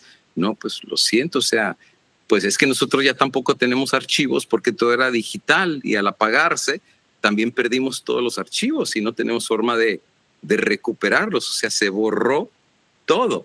Entonces, literalmente, el mundo entraría en una crisis financiera. Eso es fácil, eso no es complicado. El banco simplemente les diría, no se apuren. Miren, les vamos a dar $3,000 a cada persona, mientras son peras y manzanas. Y con eso traten de sobrevivir, mientras a nivel global vemos una forma que esto no se repita. Vamos ahora sí entre todas las naciones a hacer una colaboración. ¿Quién cree que va a estar a la cabeza de todo eso? O sea, ese es un escenario, ¿me entienden? ¿Es posible que pase? Absolutamente sí. Ya hay países que ha habido apagones. De hecho, en Chile, el 90% de Chile se apagó la luz. Y cuando yo fui a Chile la primera vez les dije, a ver hermanos, ¿cómo se les apagó la luz? 90% de Chile se quedó en tinieblas. Dice, hasta ahorita, pastor, nadie sabe. Dice, nadie tiene la más mínima idea cómo el 90% de la población se quedó sin luz. ¿Qué tal si el día de mañana hackean las instituciones bancarias en el nombre que fue la inteligencia artificial? O en el nombre que un terrorista se metió, de repente alguien hackeó, etcétera, etcétera. Y como todos dependemos de estos sistemas modernos, literalmente hay un reseteo. ¿Han escuchado el gran reseteo global que quieren hacer? Quieren resetear todo. Lo último que van a resetear, lo pueden leer, eso está en la página de las Naciones Unidas, se llama Agenda 2030. 17 puntos que van a resetear en el mundo. Y uno de ellos, ¿con qué creen que tiene que ver? Sí, finanzas, educación y todo. O sea, ahí está ya bien descrito todo lo que van a hacer. Control de la tierra. Y eso tiene que ver para los que salieron al campo. Hasta el campo les van a quitar la tierra. Van a decir, ¿y tú para qué quieres 5 acres? O sea, hay gente que no tiene ni un pedacito de tierra y les van a quitar hasta la tierra. Se llama expropiación de la tierra. Y eso lo están buscando en la Agenda 2030. Ahora, yo no pongo fechas. Nunca me ha gustado poner fechas. Pero da la impresión que todo va apuntando al 2030. Es como que el tiempo se les está acabando. ¿Se han fijado? 2019, pandemia. 2020, ya todo el mundo oraba que ya se acabe el 2020 porque todo era absolutamente un caos a nivel global. 2021, 2022, 23, 24, 25 años de los peores. Económicamente, políticamente, 26 estalla la guerra. Y dicen que el 27 viene una mega pandemia. De hecho, no solo el 27, a finales del 26, según El Economista. 2030 es donde va a ser como la cúspide de la presentación de el nuevo sistema global. De hecho, ya ni siquiera están hablando de países, están hablando de ciudadanía global. Investiguen todo este asunto. De hecho, métanse una página en el internet, se llama Gobernanza Global. De hecho, Trump ya hizo su propio Naciones Unidas, ya agarró los presidentes que están a favor de él, se le llama el Consejo de Paz. O sea, literalmente el mundo está definiéndose en la forma que los jesuitas, y se los puedo decir con conocimiento de causa, han estado en las sombras trabajando desde hace siglos, y que ahorita las caras de Facebook, Mark Zuckerberg, las caras de Twitter con Elon Musk y Tesla, o sea, todas las caras que vemos simplemente son las caras. Los que están detrás de ellos son los que realmente manejan los hilos de este mundo. ¿Cómo lo sabemos? Porque lo dice el Espíritu de Profecía. Elena de White claramente dice, no pierdan de atención quién está atrás de esto. Es el papado, es Estados Unidos, y todas las ramas y agencias del papado están metidas en esta. ¿Cuántas agencias tiene el papado? No termino de decirles todas las agencias, pero tiene cantidad de agencias que han manejado política, finanzas, educación, eclesiología, llámese Caballeros de Colón. Y ese es un tema que es un sermón entero para dar. ¿Quiénes son los Caballeros de Colón?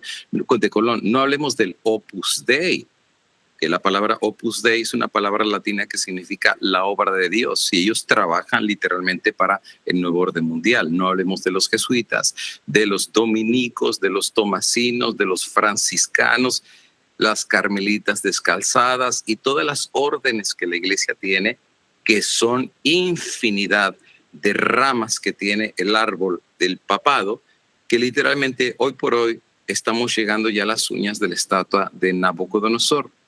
Y los jesuitas, puedo aplaudirles que sí han hecho un trabajo fenomenal. Yo digo, si hubiéramos trabajado como ellos, yo creo que Cristo ya hubiera venido hace rato. Lamentablemente, no estamos trabajando al ritmo que ellos trabajan. Ellos son disciplinados, son un ejército, trabajan incansablemente. ¿Por qué razones? Uno, porque el tiempo se les acaba. El diablo lo sabe, Dios lo sabe, el mundo lo sabe, y lamentablemente parece que los únicos que no lo sabemos somos el pueblo de Dios. Estamos dormidos, pero era profecía también. Las vírgenes, porque el Señor se tardó en venir el novio, la iglesia se durmió. El pastor Manuel Vázquez, no sé si recuerdan del pastor, él escribió un libro de la nueva era, se llamaba Peligro al acecho, lo pueden bajar del internet, muy interesante. Habla de la acupuntura y de ideología y todo eso, muy bueno el libro. Él era el vicepresidente mundial de la Iglesia Adventista, vicepresidente. Y una vez me tocó ir a Silver Springs, que por cierto mañana voy para allá, tengo que ir a dejar libros. Entonces está a, ¿qué será? 5 millas de la conferencia general, y voy a un grupo a dejar materiales, conflicto de los siglos, Biblias y de todo. Entonces resulta ser de que una vez que fui para allá, fui a la conferencia general, me tocó hablar con Clifford Goldstein, el que hace la escuela sabática, y platiqué, porque me los presentó a todos. El pastor me dijo, mire, él es el de la escuela sabática, él es el de acá, Edward Rey, y todos los escritores estaban ahí en la conferencia general. Yo me sentía, wow, llegué a la meca de los líderes, ¿verdad? Pero resulta ser que, aprovechando, me quedé en la casa del pastor Vázquez. Le dije, oiga, pastor, pues yo era más jovencito, y le digo, abusando de su confianza, usted que es vicepresidente, oiga, ¿por qué nos cambiaron el logo de la iglesia adventista? Los que somos más viejitos en la iglesia adventista saben que el logo no es el que tenemos. El logo era un mundo con 3 ángeles dándole la vuelta. Ese era el logo original de la iglesia adventista, y de repente sale una Biblia abierta con las flamitas y todo eso. Y yo le dije, pastor, ¿por qué nos cambiaron el logo? Era el vicepresidente, y me dice, no sé. Le digo, ¿cómo que no sabe si usted es el vicepresidente? Dice, pues un día nada más nos citaron a una junta, fuimos a la reunión y nos dijeron, ahí está el pastor tal y nos va a presentar el nuevo logo de la iglesia adventista. ¿Y qué dijo usted? No, pues nada, ya lo habían presentado. O sea, otra vez y era el vicepresidente. ¿Qué esperamos los de abajo? No sé si me entienden lo que les digo. O sea, hay cambios que vienen de arriba y de a poco se van dando hacia abajo. Entonces, no se sorprende. La infiltración viene de arriba, entonces, porque sí, ahí es que, como ya está así ordenado, entonces prácticamente lo que necesitan es cambiar justamente ahí arriba. Los de arriba. Es como en la casa. Si tú te ganas al papá y a la mamá, los hijos vienen por añadidura. O sea, por eso si agarran a los de arriba, a los líderes, pues, o sea, los de abajo simplemente como piensan, y esa es una filosofía que se ha enseñado en la iglesia por generaciones ya. Yo no puedo hablar de un pastor porque es el ungido de Jehová, pero es que también los pastores nos equivocamos. No somos perfectos, podemos cometer errores. Quien no se comete errores, Dios. A la ley y al testimonio, ahí sí no nos cerramos. Pero el pastor, por más sabio, inteligente que sea, podemos equivocarnos. Y por eso hay hermanos en la iglesia y hermanas que hasta nos pueden corregir. Nos pueden decir, pastor, eso que usted dijo no está según la ley y el testimonio. Pero ¿cómo lo va a tomar al pastor? A ver, hermanita, ¿y usted fue a la universidad? ¿Y usted sabe griego? ¿Y usted sabe hebreo? ¿Y usted sabe arameo? ¿Y usted sabe la Shema en hebreo? Y la hermanita se queda así como, no, pues si apenas terminé la escuela elemental y recién sé leer y escribir, pero he leído el conflicto de los siglos y la Biblia dice claramente. Por eso siempre he creído que cualquier hermanito que conoce la Biblia y el espíritu de profecía está a la altura de cualquier pastor. A la altura, literalmente, eso ya lo he visto, a la altura. No necesita ir a maestrías y doctorados. Biblia y espíritu de profecía, eso que están ustedes leyendo, tiene más información que hasta un montón de pastores. Ustedes díganle, a ver, pastor, cuénteme un poquito. ¿Qué países fue los que predicó Calvino cuando vino la Reforma? Y el pastor va a decir, híjoles, pues, ¿en dónde está eso en el manual de iglesia? Mejor los laicos saben más que de repente a veces que sus propios líderes, porque están leyendo. ¿Y dónde lo están leyendo? En el espíritu de profecía. Por eso el diablo va a tener un odio contra, no lo dice Apocalipsis, los que guardan los mandamientos de Dios y tienen el espíritu de profecía, porque van a tener los ojos bien abiertos. Entonces, y cuando haya cambios, se van a dar cuenta. ¿Por qué? Porque lo van a comparar. Comentando un poquito acerca de esto, antes de dar el paso a David, porque veo otras manos levantadas, es que justamente Satanás, conociendo el plan o el mejor plan de ya no va a ser ir directamente a atacar o querer desbaratar alguna organización, sino que se infiltra y mezcla error con verdad. Y al cambiar nuestros pilares y nuestras doctrinas, entonces ya no se ve en las generaciones actuales. Dice, bueno, entonces nosotros como adventistas no tenemos tanta división o nuestra teología no es tan distinta a la teología evangélica, porque justamente se han cambiado las doctrinas y eso hace que se rebajen los principios. Porque si esto hubiese pasado, vamos a ponerlo así, en la época de la hermana White o unas décadas después, todas estas fiestas o toda esta doctrina hubiese tenido una contra muy fuerte, pero justamente al minar nuestras doctrinas, como rechazar el papel de Cristo en el lugar santísimo, no reconocer la función del Espíritu Santo, cambiar deidad por Trinidad, y así pudiéramos enumerar todo lo que ha sido cambiado, entonces ya la línea divisoria entre nuestra teología bíblica adventista ya no se ve tan distinta a la teología evangélica, y eso da el camino justamente para que puedan entrar todos estos demás errores. Exacto, y de hecho Clifford Goldstein, en el libro Desequilibrio Fatal, tiene una cita muy interesante. Él dice, el adventismo hoy en día, ahora no lo está diciendo un disidente, no lo está diciendo, lo hace el que hace las escuelas sabáticas. O sea, estamos hablando de, o sea, si ya no respetas la autoridad del que tú pusiste a nivel global para hacer las escuelas sabáticas, pues ¿a quién le vas a hacer caso? O sea, si hablamos de autoridad, ¿verdad? La autoridad final es la Biblia y el espíritu de profecía. Pero bueno, hablando ya en términos humanos, bueno, él es el que dirige la escuela sabática. Él en ese libro dice, hoy en día la iglesia adventista pasa por una crisis de identidad.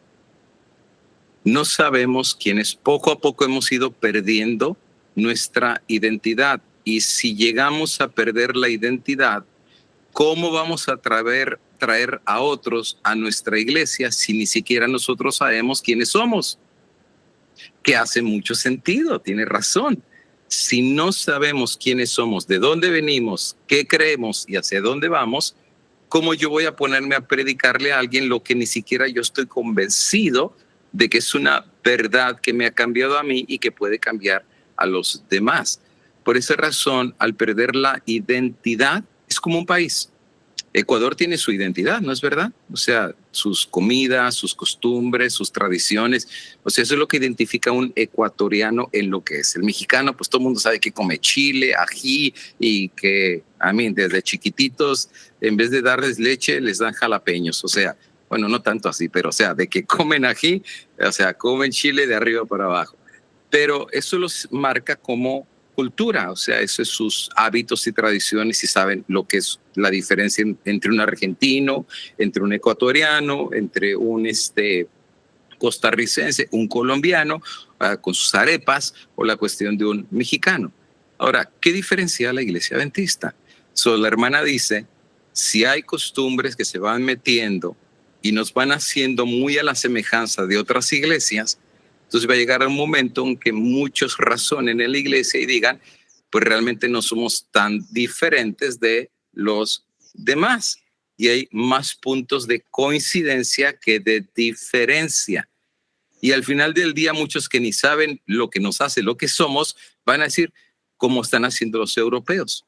Ustedes saben que históricamente, léanlo, está en Historia Denominacional, hubo un líder de la división europea que no aceptó a Elena de White como profeta de Dios. Y él, en los días de Elena de White estaba viva, prohibió la reproducción de sus libros en Europa. Y hasta ahorita es tradición que en Europa los adventistas no leen el espíritu de profecía. Por eso tú ves el adventismo europeo completamente diferente al adventismo de las Américas o de África. Allá por eso son súper ecuménicos. Allá los adventistas están bien metidos en ecumenismo, en prácticas protestantes, porque ellos no leen el espíritu de profecía. Tengo ahora una invitación a Rumania. Me invitaron a ir a predicar allá en Rumania y dice, pastor, acá del espíritu de profecía estamos completamente ignorantes porque no nos predican nada del don profético. Ahora, si no tenemos el don profético, pues es más fácil que el adventista se asimile a las otras iglesias y diga, no, pues sí, la Biblia, la gracia, la fe, o sea, ya somos más evangélicos que adventistas porque hemos olvidado qué es lo que nos marcó y diferenció de las demás iglesias. Y a mí lo que me da tristeza es que hay muchos jóvenes en la iglesia hoy en día que no saben qué significa ser un adventista, de dónde venimos. Tú le dices a un joven, mira, te doy el bolígrafo y te doy el pizarrón y explícame la profecía de los 2300 días con fechas y con hechos y con detalles, y te dice, ¿y eso con qué se come? ¿En dónde está en Instagram o dónde está en TikTok? O sea, no tienen la más mínima idea. Y si un joven no sabe su identidad, pues es un joven que cuando crezca no va a saber de dónde vino, no sabe quién es y obviamente no va a poder traer a nadie a un evangelio que ni él mismo conoce. Ahora, sí va a haber un pueblo que sí va a reconocer quién es y no va a perder su identidad. Por más de que le quiten todo, va a saber de dónde vino, quiénes son y el llamado que han recibido. Pero lamentablemente quedan pocos. Las generaciones van pasando. Miren, por ejemplo, nosotros que no somos tan viejos, todavía nos recordamos que hay un conflicto de los siglos. Todavía nos recordamos que hay un espíritu de profecía. Todavía nos recordamos que hay un santuario. Todavía.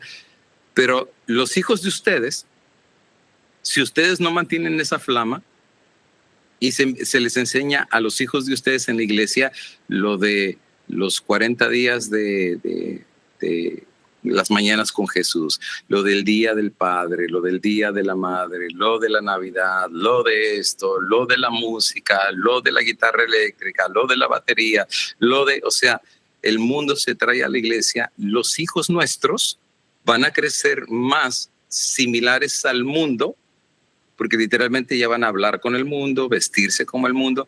Es la generación que va a decir, ¿y qué de malo tiene de ver estas películas? ¿Y qué de malo tiene ir al baile? ¿Y qué de malo tiene tomarse una copita de vez en cuando? ¿Y qué de malo tiene vaping? ¿Y qué de malo tiene ver esto? ¿Qué de malo tiene usar joyas? ¿Qué de malo tiene?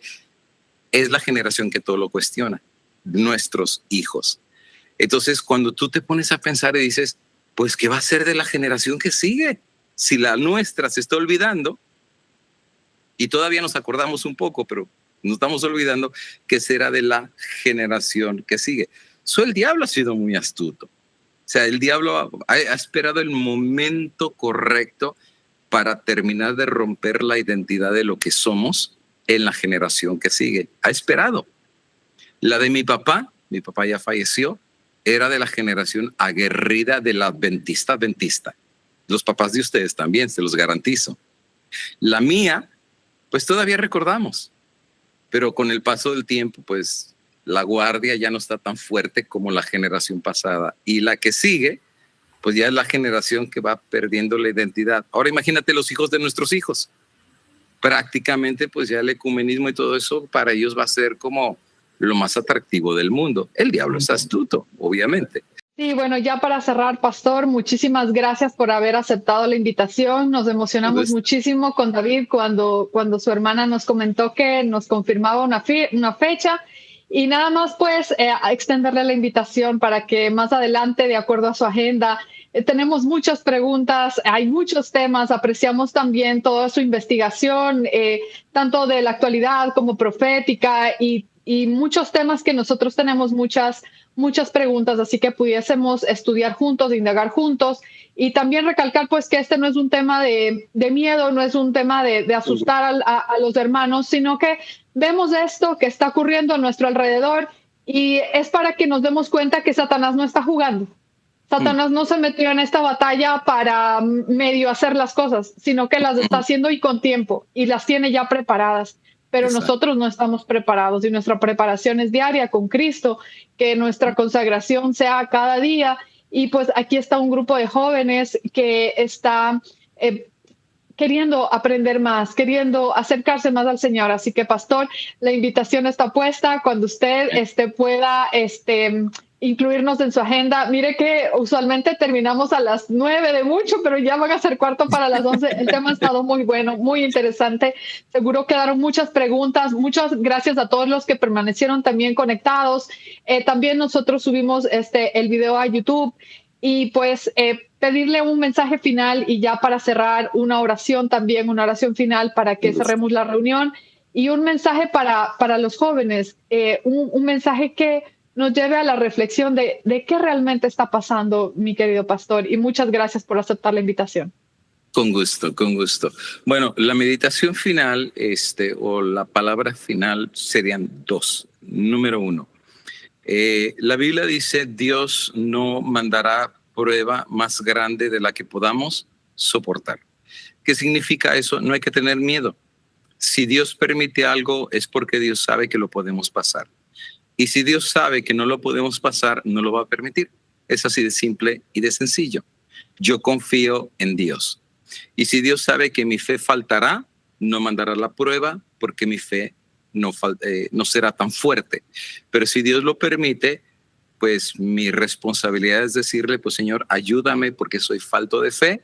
Pero si tú lo permitiste, pues yo sé que al final del día tú también vas a traer la victoria y vas a dar salida. Por eso no deberíamos de tener miedo. Dios sigue siendo Dios, sigue estando en su trono, sigue reinando, sigue siendo todopoderoso. Miren, hace 4 años y medio me dio COVID, me voló 80% de los pulmones, ya me estaba muriendo, literalmente ya me había despedido de mi esposa y los doctores decían, trasplante de pulmones o te vas a morir. O sea, literalmente. Y al final del día les dije, oigan, y los pulmones pues no se podrán regenerar, Dios no podrá hacer un milagro. Y cuando mencioné la palabra Dios, lo que se enojaron los doctores, los especialistas de California, crema y nata de Estados Unidos, ustedes saben. Y me recuerdo bien claro lo que el doctor me dijo, dice Dios. Dice, nosotros somos los dueños de la ciencia, nosotros tenemos el conocimiento y los que te vamos a salvar somos nosotros. Entonces yo dije, wow, qué gran diferencia entre el creyente y el que cree que sabe más que Dios. Me sonó un Nabucodonosor o me sonó un faraón de Egipto, ¿verdad? ¿Quién es Jehová? O sea, nosotros somos los dueños de todo, de la vida y de la muerte. Al final del día, Dios me hace milagro y Dios me levanta y a la semana pues ya me empezaba a levantar de la cama, a las 2 semanas ya empezaba a caminar y a las 3 semanas andaba alrededor del hospital. Los doctores nos explicaban cómo el milagro se dio después de que me ungieron. O sea, creo que Dios es todopoderoso. Creo que Dios puede aún resucitar a los muertos. Creo que Dios es Dios de milagros. Puede hacer llover pan del cielo, puede sacar agua de la roca, puede hacer milagros que todavía no hemos visto. El problema no es Dios, a veces es nuestra falta de fe. Creo que estos temas deberían de llevarnos a confiar más en Dios y menos en nosotros. Si yo me miro a mí, claro que me va a dar miedo. Porque yo sé que, como Pedro, pienso que soy firme, pero a la hora de la hora niego y soy cobarde. Pero si aprendo a mirar más a Dios, entonces mi fortaleza no viene de mí o mi sabiduría, sino viene del poder de Dios. Y que yo sepa, Dios no le ha fallado a nadie. Dios es Dios de milagros y los milagros que hizo en el pasado los puede seguir haciendo hoy en día y siguen haciendo milagros. Miren, yo soy un milagro vivo 5 años después y aquí sigo platicando por horas con ustedes cuando los pulmones no me respondían y ya me estaba muriendo. Si Dios no hace milagros, entonces explíqueme lo que me pasó a mí. O sea, Dios sigue haciendo milagros y eso me da confianza de saber que Dios seguirá haciendo milagros en el futuro y no me da miedo. No, o sea, mi vida no está en las manos de un doctor, no está en las manos de un virus, ni de una enfermedad. Mi vida y las de ustedes está en las manos de un Dios amoroso y de un Dios todopoderoso.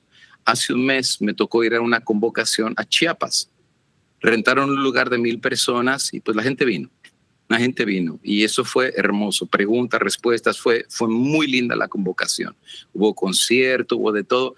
Pero yo noté que al final, en el último tema que di del nuevo orden mundial, en la parte de hasta atrás, por las escaleras bajaron 10 personas. Y primero entraron 4, venían 2 muy bien vestidos en medio y otros 4. Y se sentaron en la parte de atrás y estaban ahí escuchando. Y yo lo noté, pues estaba en la plataforma, entonces pues noté que entraron. Yo pensé que eran pastores de otra iglesia, venían muy bien vestidos. Entonces pensé que era, no sé, gente de otra iglesia o un visitante. Entonces, cuando termina el evento, ya levantan las sillas, quitan la plataforma, vamos a la casa de la familia que me invitó y me dice, pastor, no le queríamos decir, pero no sé si usted notó que entraron algunas personas al final. Y le digo, como 10, ¿verdad? Y me dice, sí, esos. Y dice, no le queríamos decir, pero pastor, eran sicarios capos del narco de aquí de Chiapas. O sea, hitmen, sicarios. Y entonces yo dije, y entonces, o sea, si venían a quitarme la vida, ¿por qué sigo vivo? O sea, porque un sicario a eso va, ¿no? Va a fusilarte. Pero al final del día terminó la convocación y ellos se fueron a escuchar la palabra de Dios.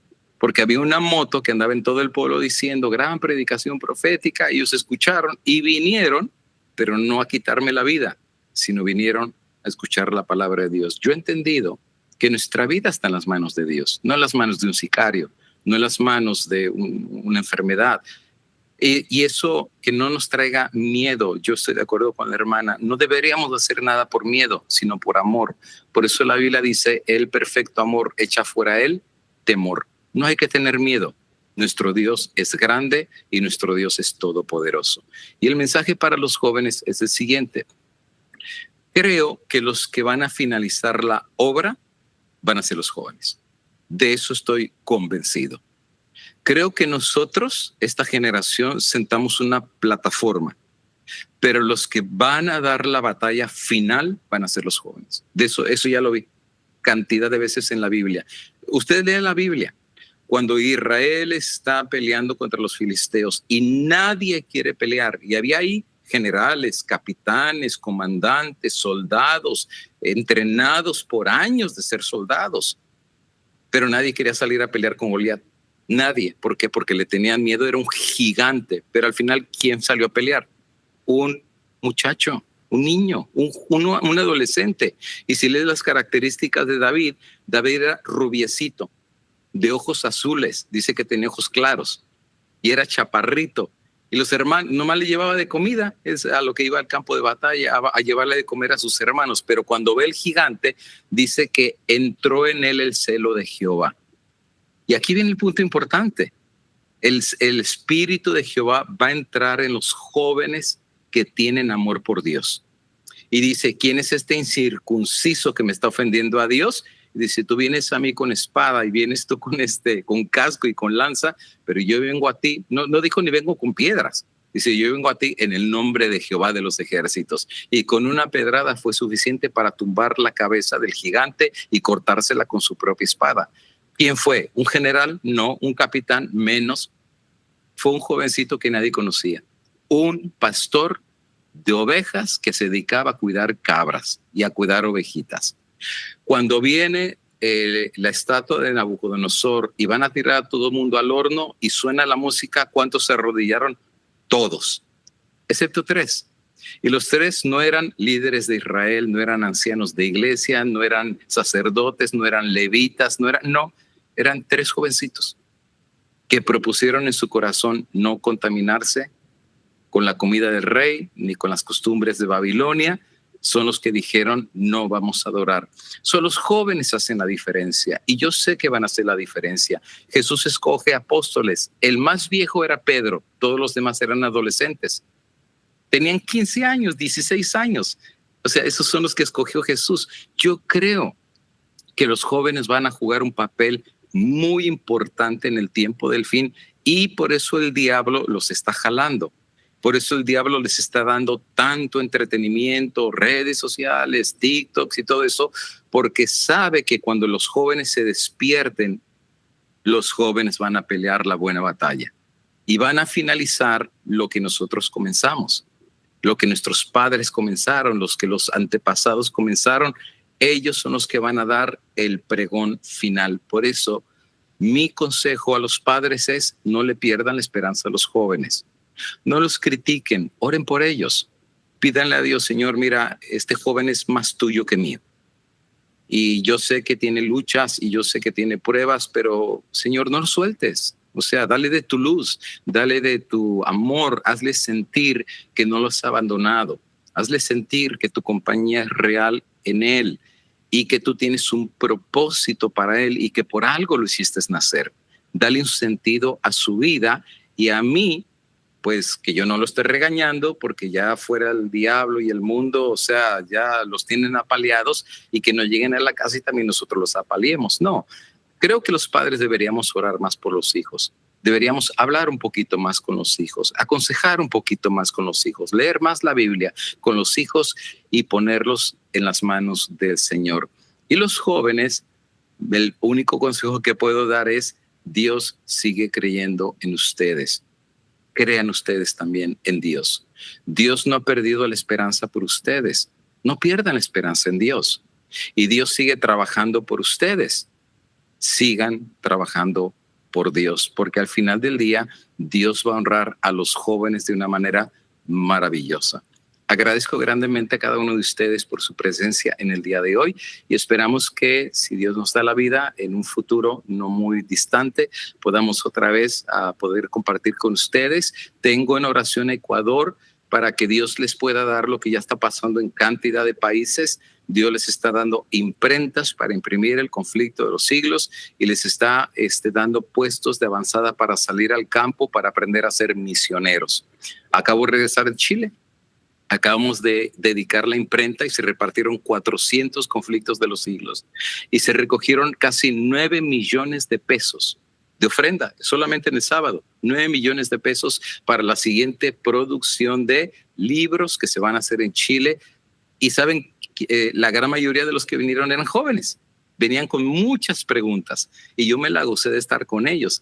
Entonces ahora hay una hermanita que al final se me acercó y me dijo, oiga, pastor, sabe que yo estoy vendiendo un terrenito y si Dios bendice, yo creo que vamos a comprar un terreno y pongamos un puesto de avanzada aquí en Chile para que nuestros jóvenes aprendan. Y vino otro hermano y dice, yo soy apicultor. Dice, yo les enseño a los jóvenes para que sepan trabajar con las abejitas. Y vino un señor bien alto, como de 2 metros. Y dice, yo soy ingeniero agrónomo, doy clases en la Universidad de Chile. Si abren el puesto de avanzada, yo les enseño agricultura a los jóvenes. O sea, Dios tiene gente. Vino otra hermana que decía, yo soy directora de colportaje, pero soy naturópata. Si ponen un vida sana y un puesto de avanzada, yo les enseño medicina natural y a ser médicos misioneros. O sea, hay gente, Dios va a unir a todos, ¿me entienden? A los papás con los hijos, los abuelos, todos van a tener una forma de trabajar en la obra del Señor. Y ojalá que Dios a Ecuador les dé un puesto de avanzada. Es una escuela misionera en el campo. Ese es un puesto de avanzada. Una escuela misionera en el campo. O sea, lejos de la ciudad, se compra un terreno de 5 hectáreas y ahí se pone panadería, agricultura, invernadero, una escuelita para los niños, para que aprendan no como enseña el mundo, sino a la manera del Señor, la verdadera filosofía de la educación. Se pone apicultura para poner abejitas, o sea, carpintería, imprenta para que ahí se hagan los libros del Espíritu Profecía, y que los jóvenes que se eduquen ahí salgan como verdaderos misioneros, que salgan pero llenos del poder del Espíritu Santo. Y claro, en estos lugares hay matutinas, o sea, se levanta de madrugada, en las tardes hay culto, hay cocina vegetariana, o sea, ahí aprenden todo lo que significa ser adventista del séptimo día correctamente a la manera del Señor, y Dios está abriendo esos lugares en todos lados. Ahorita ya vamos contando 7 países que Dios ya nos dio esa bendición, y hay países que llevan con 2 imprentas, o sea, ya no tienen una, tienen 2. Por ejemplo, está hablando con República Dominicana, Dios también ya les dio su imprenta, y empezaron imprimiendo 100, después 300, después 400, y ahora la última vez que hablé con la directiva me dijeron que están en una producción de 9,000 conflictos de los siglos si vamos a predicar en un estadio a Santo Domingo. Y les dije, con gusto, si tienen los materiales, vamos y predicamos. Y ahorita hay un proyecto que se llama Proyecto China, en donde un empresario de Perú está diciendo, pastor, junte $1 millón, junte $1 millón y nos vamos a China. Y pongamos a los chinos a trabajar, o sea, que ellos nos hagan los libros. Y los conseguimos por centavos, 30 centavos de dólar un libro. Con $1 millón traemos 3-4 millones de libros y los repartimos por toda Interamérica. Y dice, pastor, no estoy jugando. Dice, de ese $1 millón yo pongo 300,000. O sea, yo pongo 300,000, usted junta el resto. Entonces yo veo cómo Dios está obrando y está moviendo las piezas de su obra de una manera maravillosa, pero quieren que les diga algo que es muy bonito, que los que están trabajando fuertemente en la producción de libros, en las imprentas donde se está produciendo el conflicto de los siglos, son los jóvenes. Ellos son los que van, ponen el papel, lo doblan, lo producen. ¿Quién lo reparte? Son los adultos.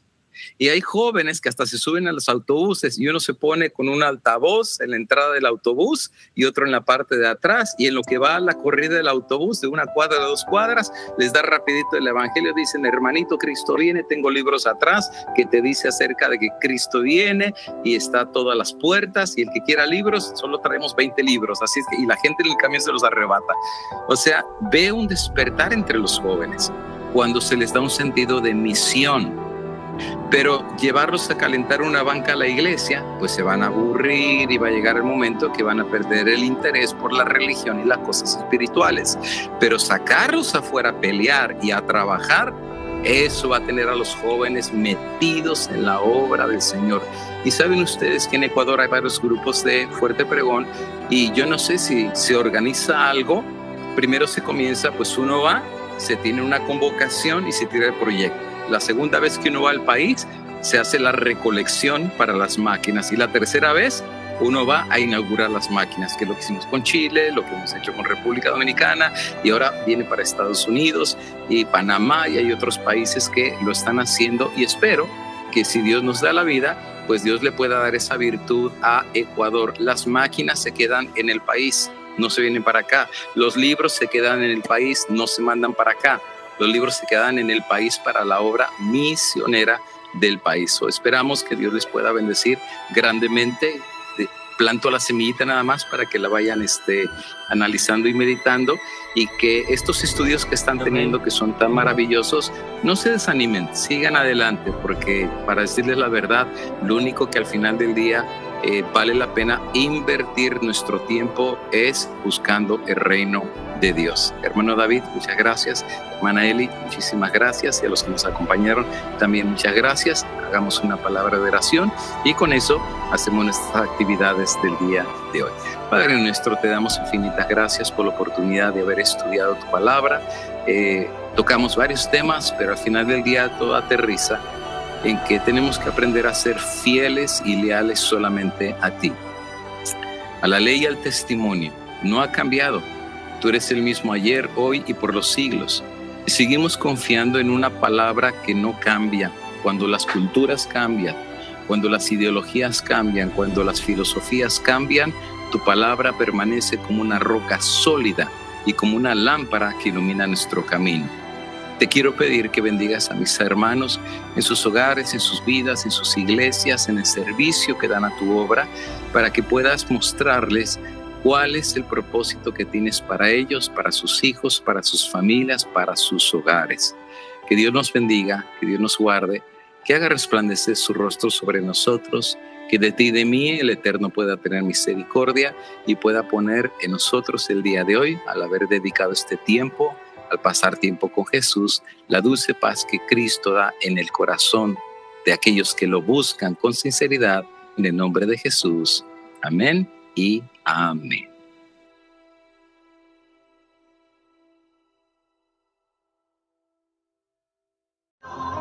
Maranatha, Cristo viene, falta poco para